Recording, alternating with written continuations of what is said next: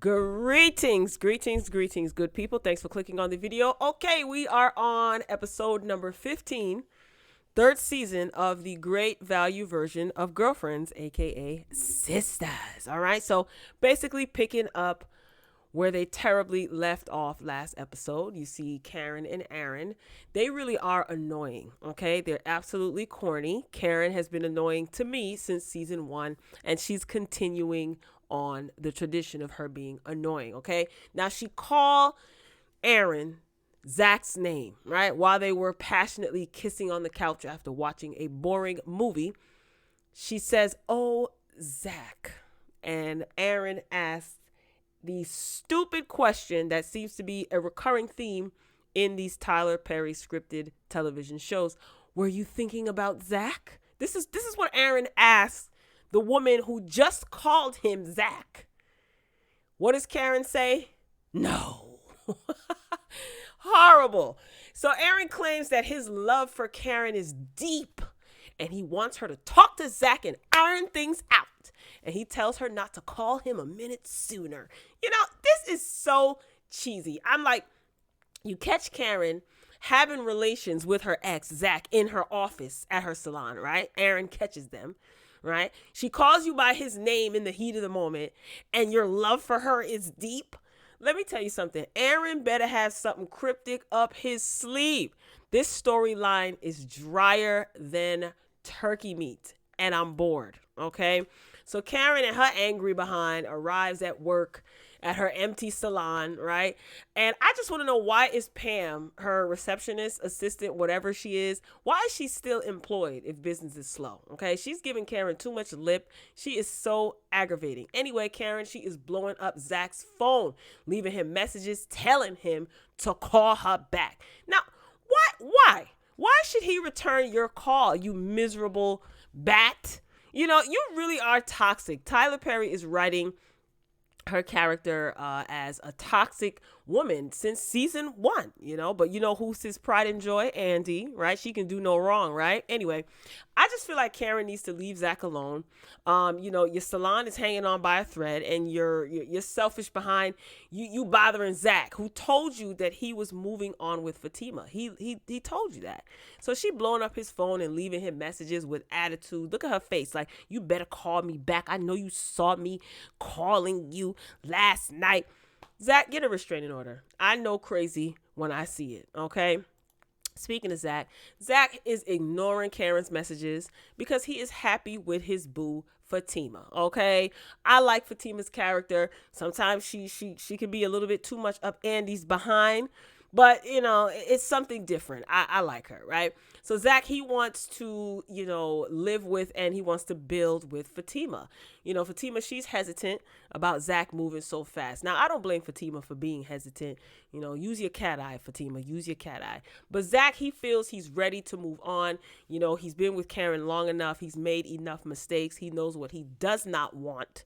And he also knows what he wants, and that is Fatima. So I can respect that. I can respect that. He seems to be growing up. Plus, he's got money in his pocket, you know. So he completely did a 180. So he's much more confident. You know, Fatima, she speaks life into him. Totally the opposite of what Karen has been doing, and what he has been doing to Karen also in the last couple of years of their relationship. All right. Moving along. Who's next? Let's see. We went to them.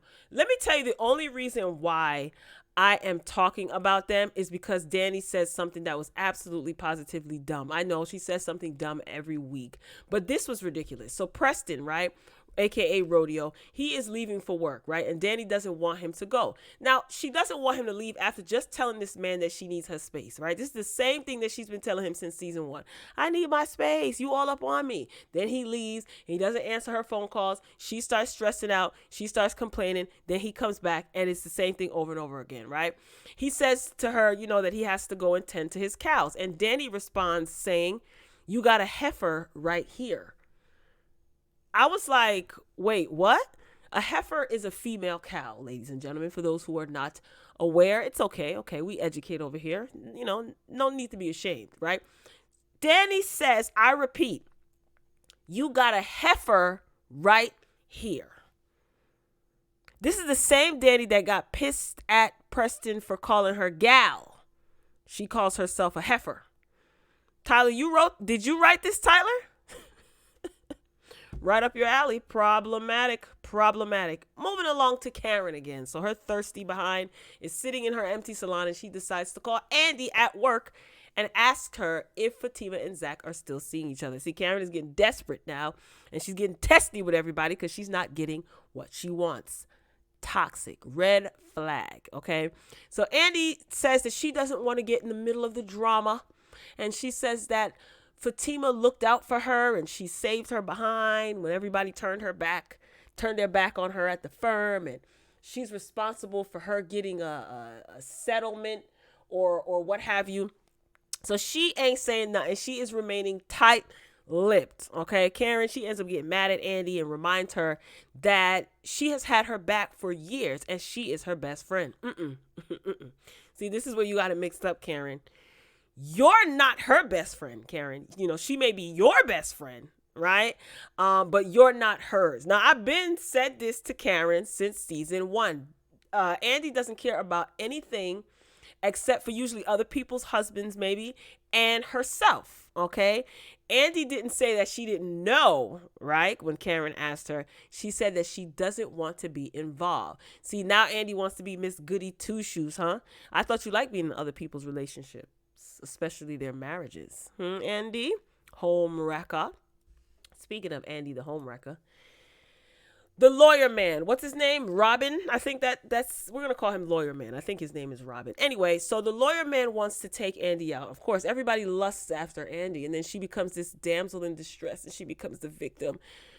Tyler has his favorite, put it that way. So she tells him that, you know, she wants to work things out with Gary, but she's still entertaining him a little bit, right? Now, mind you, last week, Gary said that he was leaving. She told him to leave her raggedy key on the table, and she's going to change the locks, and she was done with him. Now she's telling the lawyer man that she's going to work it out with Gary. I think that Andy is playing hard to get because, again, she likes to be chased. She likes for people to lust after her. She's sick. So the lawyer man said that, you know, he's not going to stop asking, so she might as well go out with him for dinner. They're entertaining each other, and he's asking her, you know, do you find me attractive, and would you sleep with me? Would you go out with me? She says, if I wasn't engaged. I don't even think Andy has her engagement ring on. That's why she has her hands under the table, because lawyer man pointed that out. Andy is a whore. So I said, man, get the out of here with this. This plot is just romanticizing, in my opinion, inappropriate workplace behavior, right? It's also trivializing a woman saying no and meaning it. I think that this is reckless. I just really think that Tyler Perry doesn't care. And it's just a matter of what he can get away with. I know some of you like, oh, that's a reach. No, but it really is romanticizing, you know, when a woman says no, it's not really no. The man said, I'm not going to stop asking, you know, and it's just because he is of a lighter complexion and he is deemed, quote unquote, to some handsome, right? So him saying this is not creepy. But if the man looked like Igor or Shrek and he's like trying to finesse Andy, sexual harassment, oh my God, you know, see, very, very dangerous and reckless. Typical Tyler Perry stuff. Nothing new here. We shift gears to Zach, who is, you know, at work. Danny got a call from Karen, you know, asking if Zach is at work. Zach is basically getting ready to leave his job in a few days. You know, he's got a lot of money. He's making investments, you know what I mean? So he's not even really stressed about this job. He feels because Danny got him the job, he's doing the right thing by putting in his 2 weeks notice, but he'll be gone soon, right? So Danny is trying to convince Zach to give Karen closure and talk to her and all this history that they have. Here's my question. Why does Zach need to talk to Karen? What do they need to talk about? Karen is toxic and she's throwing a temper tantrum because she isn't getting her way. That's it. No means no, right? Zach lets you know that he's moving on. There's nothing for you guys to talk about. He is not answering your phone calls. Why do you keep on pushing the issue? Leave him alone. Right? That whole y'all got history is a crock of BS, you know? And I really hate that Danny is trying to guilt Zach into talking to Karen. No means no, right? So Karen ends up calling Danny and telling her that, you know, she's going to show up to the job because Zach is not answering the phone. And Zach leaves because he does not want to talk to her. He says, all right, I'll talk to her, but on my terms when I'm ready. Leave him alone. I do respect that Zach is not leading Karen on. And he let her know that, he has moved on. And I really hope that he doesn't circle back around. If he circles back around and starts messing with Karen again, just throw the whole plot line away. It's corny. And I think that shows lazy writing because none of these characters have progressed. I'm telling you, if you go back and look and listen to my reviews from season 1 and maybe even season 2 of this show, I'm saying the same thing. And we're in season 3 and the show got greenlit for season 4.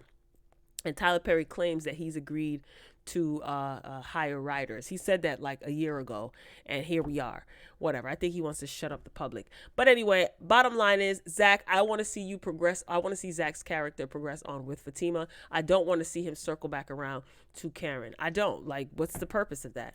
Anyway, speaking of Fatima, she catches Hayden in her office being a weirdo, right?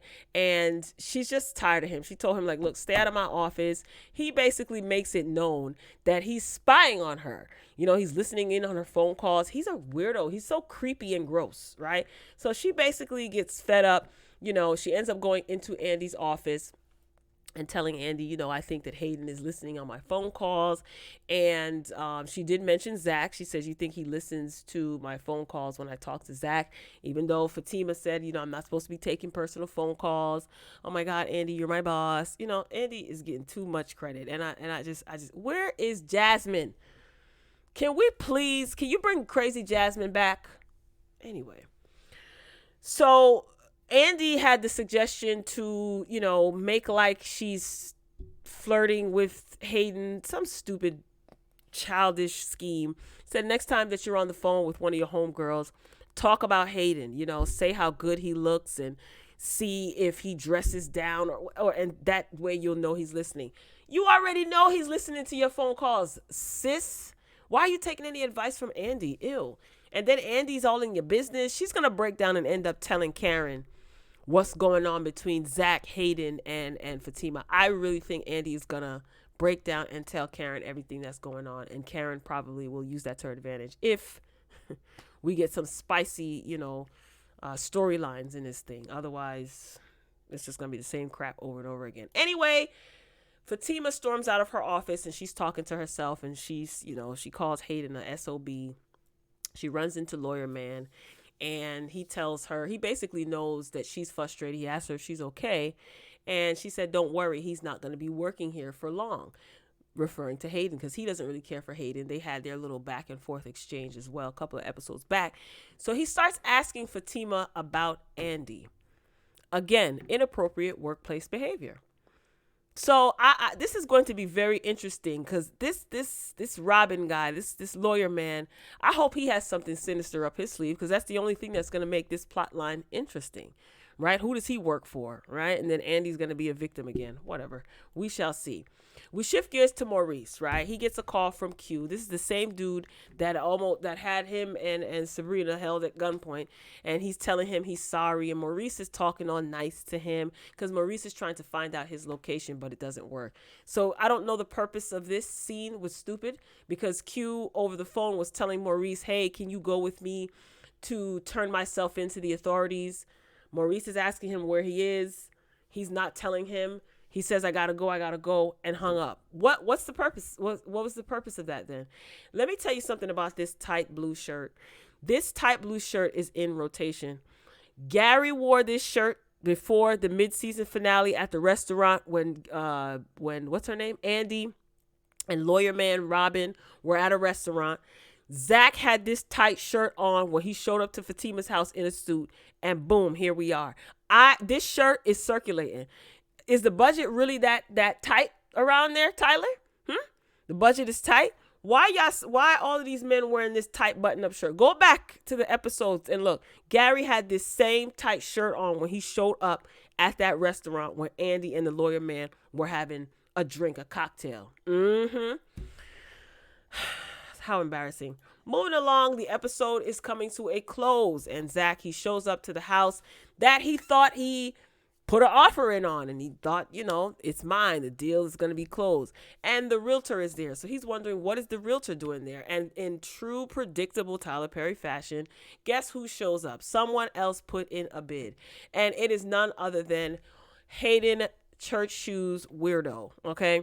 Hey, Zach. He's so corny. So now, because I guess he's been trailing Fatima and, trailing Zach, he figured out that Zach bought this house, and Hayden put in a bid as well. So he put in, I guess, a higher offer than Zach. So he is going to probably try to buy and take over the property. Just weird. Like, get Hayden up out of here, please. This is just weird. So that's it, y'all. I don't even know what to say. Did you guys watch the episode?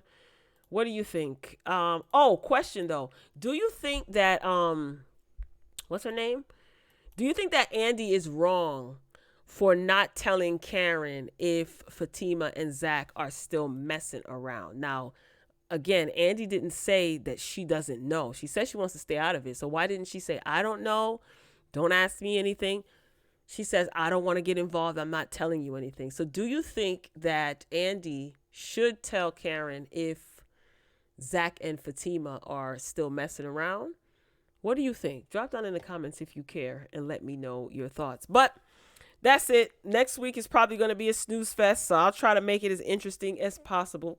But yeah, Tyler Perry, it's the same old, same old. All right, y'all. Thanks for watching. I'm signing off. Peace out.